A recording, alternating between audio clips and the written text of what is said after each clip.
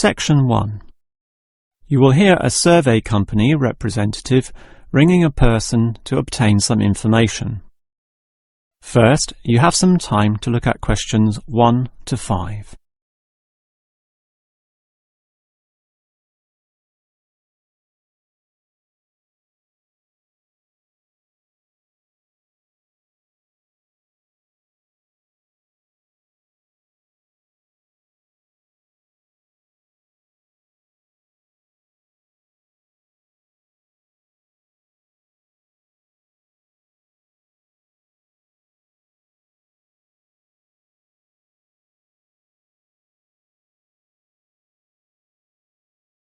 You will see that there is an example that has been done for you.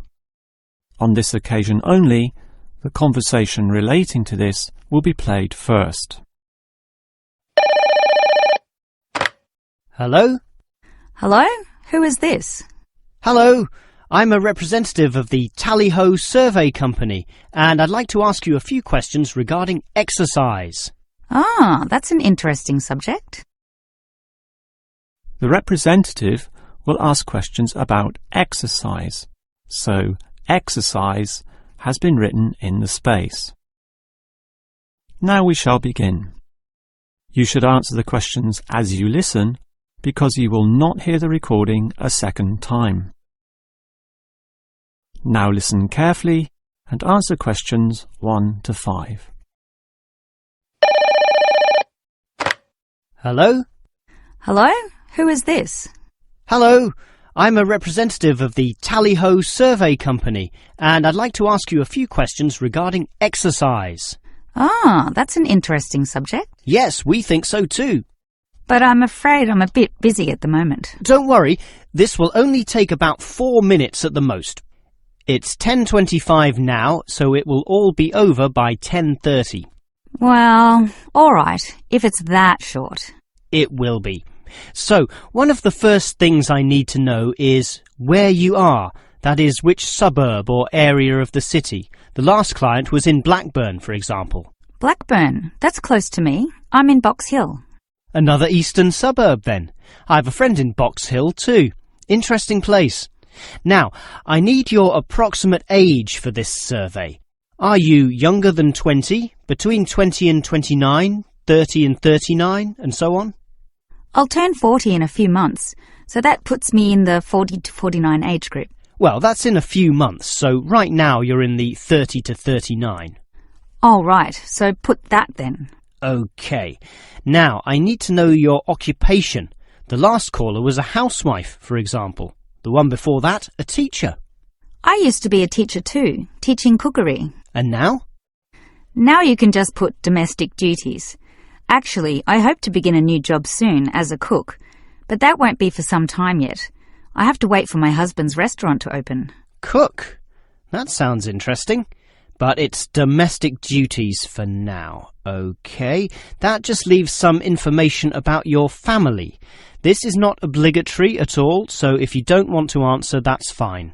What sort of information exactly? Oh, it's very broad. Married with children, single mother, that sort of thing. The last customer said she was a single mother. I'm married and not a mother. Put married, no children. I'm married with children myself, but I'll put in your details. And that finishes the profile and just leaves the actual survey itself if you're ready to proceed. Before you hear the rest of the conversation, you have some time to look at questions 6 to 10.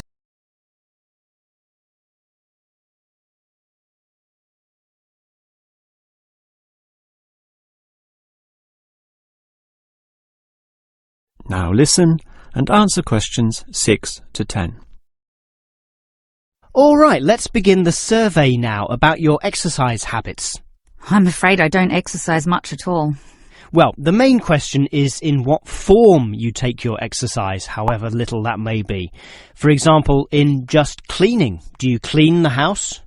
My husband does the cleaning, actually, but I walk to the supermarket and shops very often, up to 4 times a week. I'll put that then, unless there's something else. Nothing else, really. But I diet. I'm very strict about what I eat. Oh, and I do yoga, although that's not very energetic. more a form of relaxation and to tighten my muscles. They're both important, of course. But what about sport? Do you undertake any sporting activities? This could be very infrequent. In the past, for example. My husband plays basketball at the local school and I sometimes watch. When he was younger, he was in a basketball team, but I never participated. Have you done anything at all? I used to hike in a nearby national park. Well, that's a definite physical activity, so I'll put that, but not basketball. All right, that just leaves future exercise intentions. Do you plan or expect to do, at some stage, any form of exercise? I once dreamt of doing modern dance, but that's never going to happen. Realistically, I'm thinking about going swimming at the local aquatic centre. Although my husband thinks we should just jog. I can't see myself doing that though. Too tiring. I can understand. I used to jog too, and it really makes you sweat. I'd say swimming's a much better option. But I'll be starting this job as a cook in my husband's restaurant. I imagine I'll be very tired doing all those late shifts. But if I have any energy left over, I might go to the aquatic centre to release some stress. All right, well, that's the end of the survey. Thank you very much for your time. That is the end of section 1. You now have half a minute to check your answers.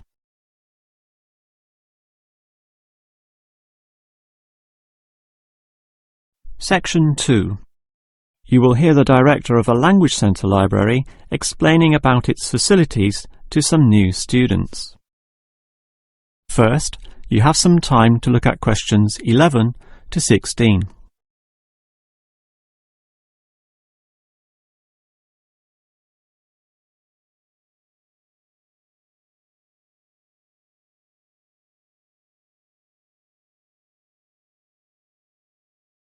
Now listen carefully and answer questions 11 to 16. Welcome to the library, or the ILC, which means Independent Learning Centre, and let me explain about some of its facilities. We're standing here at the entry gates next to the borrowing desk. That's where you check out any books, but you are also advised to study in the library here, since most of our material cannot be borrowed. Thus, we have seating along the middle of the library, and in that far corner in front of us on the left, we have the quiet reading section for some serious reading activity. We used to have the computers there, but then realised that that corner was very quiet and thus better suited for the purpose it now has. The computers were instead shifted to a more central location, right beside us here on the left. Again, somewhat confusingly, this area once housed the newspaper and magazine section, but the people in the quiet reading area had to walk too far to collect this literature, so it was moved to right beside them in the adjacent corner. So, feel free to read the newspapers there, but the reference books, those huge weighty dictionaries, atlases and encyclopedias, were all situated at the opposite end of the building, against the wall. This was because they weren't generally that popular, and we wanted more space for the magazine racks, always a favourite with readers. Okay, as well as reading, you need to work on your listening skills, and for that you need the audio section. Again, such an activity needs a quiet area, so we put this in the last remaining corner up there on your right. As you can see, there are CD players and headphones, so just borrow the listening packs, sit down there and listen away. Right, that just leaves the main library. In other libraries, that's often right beside the newspaper and magazine section, allowing freedom to choose from all genres of literature, but here we've got them further apart. For the main library, just follow your nose past the central seating there, and it's there among all that shelving, upon which you'll find an abundance of interesting books and listening packs to use. Before you hear the rest of the talk, you have some time to look at questions 17 to 20.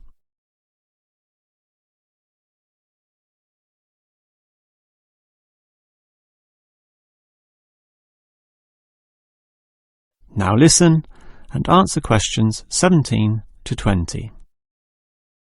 Now, I'd like to tell you a bit more about an excellent service offered in the ILC here that we call the Special Sessions.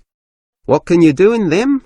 For a start, many of you need practice in speaking English, and for that we hold a special discussion session led by a teacher. That can be noisy. In fact, we hope that it is noisy, since that would mean many people are talking. It's in the central seating area, and it used to be from 10:30 to 1:30, but we found that the noise was disturbing the regular ILC patrons, so we shortened and moved this discussion to the morning 9 a.m. time slot, when fewer people are in the centre. It goes for 1.5 hours. All right, what about writing skills? Well, we can help you there with another teacher.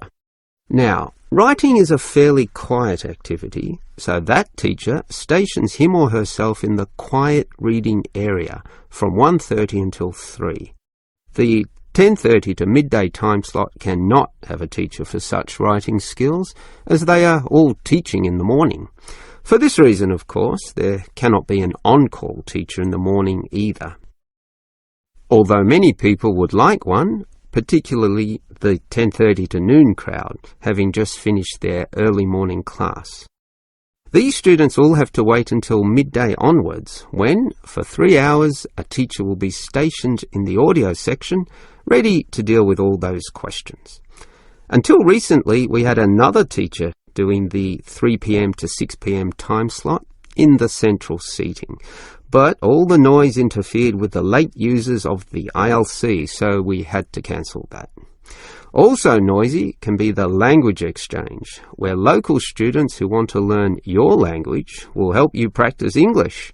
This is generally done in pairs, so the noise level is low enough not to need this exchange to run at 9 a.m, but at the more congenial time of 10:30 among the central seating.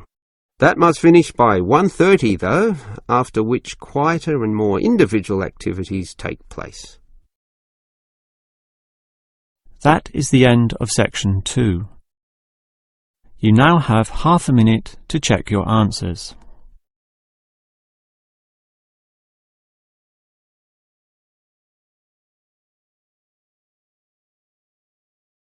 Section 3. You will hear 2 students, Dylan and Emily, discussing the techniques they use when listening to lectures. First, you have some time to look at questions 21 to 24.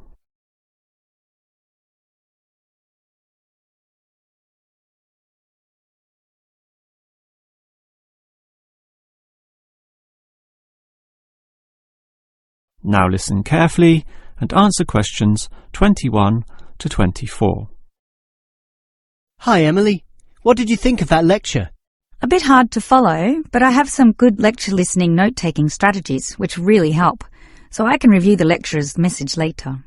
Lecture listening note-taking strategies? Review it later? That sounds interesting. I must admit, I struggle a bit to take down the gist of what I hear. Look at my notes. Well, I can see a basic problem immediately. You're writing full words, such as century, when all you need is a C. And don't write increase, just draw an up arrow. And why write thousand when a TH will do? I see. Just use symbols. That's not a bad idea at all. It's the most basic strategy, allowing you to record information at a faster pace. These lecturers can talk faster than others too, so you don't want to waste any time. But you need to be very familiar with your set of symbols. Why? Because you'll have to look at these notes days, weeks, or even months afterwards when you begin writing your essay. So you'll need to be able to interpret them at a later stage. I think I can do this, even by looking at your notes. Imed must mean immediately. But regarding the lecture as a whole, I knew the professor would be giving a set of specific recommendations and comparing 2 alternative approaches, so I formatted my page in advance, adding the features consistent with the nature of what I was going to hear. I think I need an example of what you mean. Well, look at my page. Before the lecture, I drew large headings saying recommendations. You should always draw these, and I drew a table saying Approach 1 and Approach 2. At the end, I drew a flowchart, as obviously the final recommendation would be a step-by-step approach. Then I was prepared in advance to simply fill in the spaces. Wow! Now that's clever. Before you hear the rest of the talk, you have some time to look at questions 25 to 30.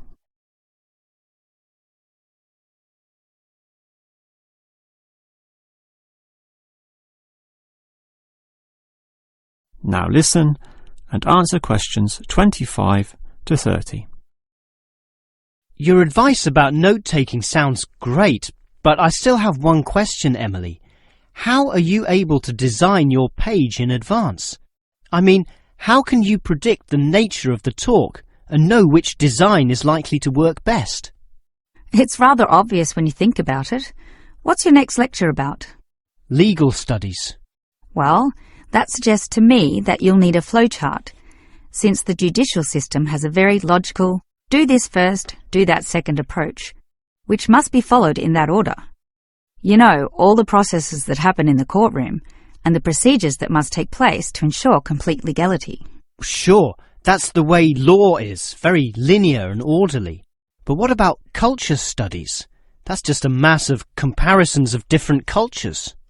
Which tells you that you'll need a table where, in tabular form, you can efficiently write down information. But often the lecture's not that simple. The professor throws in a really complex mix of ideas. Then use a spider graph, like the web a spider makes, where there's a central idea around which you attach all the associated thoughts and ideas and impressions. I see. I think I understand. And that would be very quick too, very efficient. I like that. But what about management theory? How would you approach that? The same as with culture studies. I'd use a network, which is basically the same as a spider graph, linking thoughts, although this time there are directions involved. It is this element that makes it different, the fact that the thoughts go one way and not the other. Okay, has directions. It sounds logical. And what about the other subjects, such as political science? There's no predictable order to that. Well, for that I'd just put my notes in a line, that is, in linear or straight line fashion, and these notes would use symbols, of course, to save time. Okay, that just leaves mass media. For that, I wouldn't have any special design at all. As you say, sometimes it's impossible to predict in what way lecturers will present their information. In which case, the best you can do is pre-write headings, but not specific, just general, as in Main 1, Main 2, Sub 1, 2 and 3, and so on. Okay.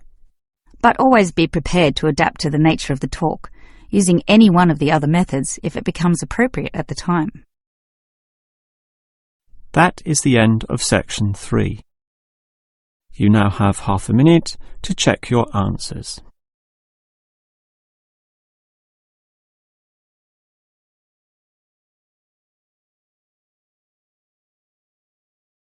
Section 4. You will hear a lecturer talking about an unusual atomic particle called a neutrino. First, you have some time to look at questions 31 to 35.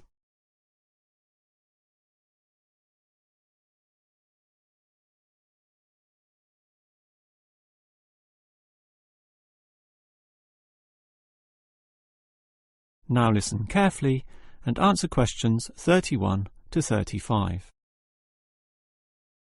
When considering the smallest unit of matter, the atom, most people know of electrons, protons and neutrons, but almost none know of another particle, even though they are constantly emitted from the sun in the trillions, with 100 to 200 billion of them regularly passing through your body every second.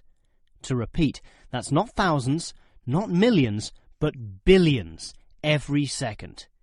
You don't feel them because they are small. In fact, so tiny that we can barely detect their presence at all.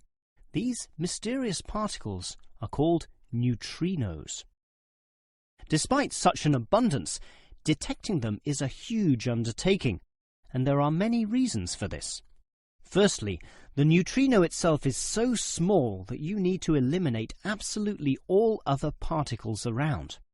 To do this, you need what is called a clean room, one that has an extremely low level of dust, microbes, floating particles, or chemical vapors. You probably don't know it, but the air around you right now has almost 40 million particles per cubic meter. In contrast, the cleanest of clean rooms has less than 10. The second problem is that you also need an environment with absolutely no background radiation. At the surface of the Earth, such radiation is all around, from the sun and sky, and from TVs and communication devices. The only way to screen out all that is to go underground, and I mean deep underground. For example, the Sudbury Neutrino Observatory in Canada uses an old nickel mine, one of the deepest in the world, and puts the observatory in its lowest tunnel, more than 2 kilometers below the surface. At such depths, stray radiation is sufficiently screened out to allow neutrinos only to pass by. The final problem is that you need an elaborate detection system, and this apparatus is huge, and its installation in this deep underground cavity presents quite a headache. Holding such a weighty construction safe and secure requires complex engineering work, such as rock bolting and support structuring. This obviously requires great care and takes a lot of effort.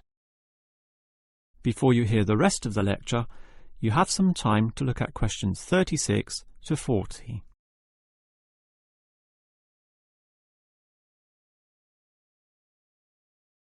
Now listen and answer questions 36 to 40. So I've told you about the difficulty in detecting neutrinos. They are tiny, virtually weightless, have no electric charge, and hardly interact with anything at all. Yet we can detect them, and to see how, let's consider the Sudbury installation once again. The detector there consists of a spherical container filled with heavy water. This rests inside another vessel filled with normal water, which helps support the weight of the inner sphere, as well as providing further shielding from any stray radiation. At the edge of this inner sphere are about 10,000 electronic detectors. These are extremely sensitive, able to multiply 100 million times any electric current which occurs. So, as the neutrinos pass through this sphere of water, there is a very, very, very small chance that one of them may hit a water molecule. To increase the likelihood of this, 2 strategies are used. 1. The larger the sphere of water, the better, and the Sudbury tank holds not 10 tons, not 100 tons, but 1,000 tons. 2. The water is special, consisting as it does of heavier molecules. So what happens is this. If the neutrino hits the water molecule, the neutrino is absorbed, but the molecule itself splits apart, producing a tiny electric current. It is this which is detected and analyzed, giving key information about the neutrino. The final question is, why do we care about these elusive particles? Well, just think. They can pass right through the core of our sun at the speed of light without being affected or losing strength. No other form of radiation can do that, meaning that the knowledge we get about neutrinos can help us to control them. With this ability, we can probe the center of our Earth, the inner layers of our sun, and the outer limits of our solar system. And that makes it all worth the effort. That is the end of section 4. You now have half a minute to check your answers.